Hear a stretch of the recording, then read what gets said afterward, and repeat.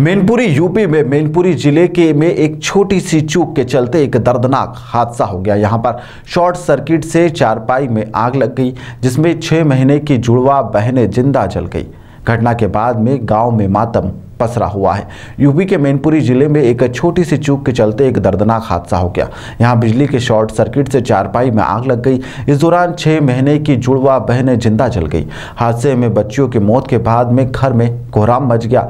माता पिता समेत अन्य परिजनों का रो रो कर बुरा हाल है। घटना मैनपुरी जिले के कस्बा ओछा की है, जहां पर मैनपुरी के पास में रहने वाले गौरव उर्फ दिलीप कुमार सोमवार दोपहर घर के बाहर गए हुए थे। उनकी पत्नी रजनी, 6 माह की जुड़वा बेटी रिद्धि और सिद्धि को छत पर बने हुए कमरे में नेवार की चारपाई पर सुला रही थी।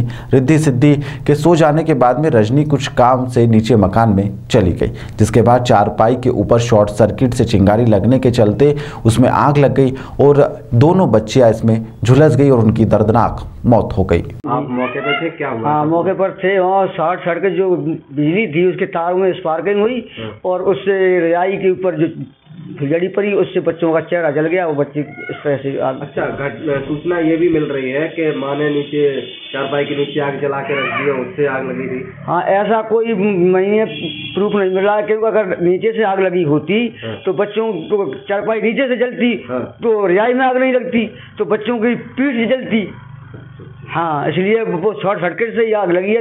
रजाई के ऊपर पहले फुलझड़ी पड़ी, रजाई में आग लगी से बच्चों के चेहरे जले। हाँ, घटना ये थी, बच्चियां दोनों सो रही थी रूम में और शॉर्ट सर्किट से आग लग गई, जिससे बच्चियां जल गईं।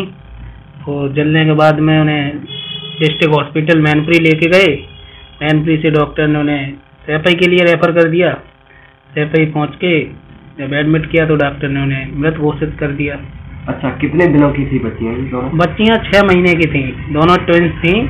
साथ ही पैदा हुई, साथ ही खत्म हो गई और लाइट से ही आग लगी। इससे आग इतनी भयंकर थी कि सारे कमरे का जो भी सामान था सभी जल गया। जी।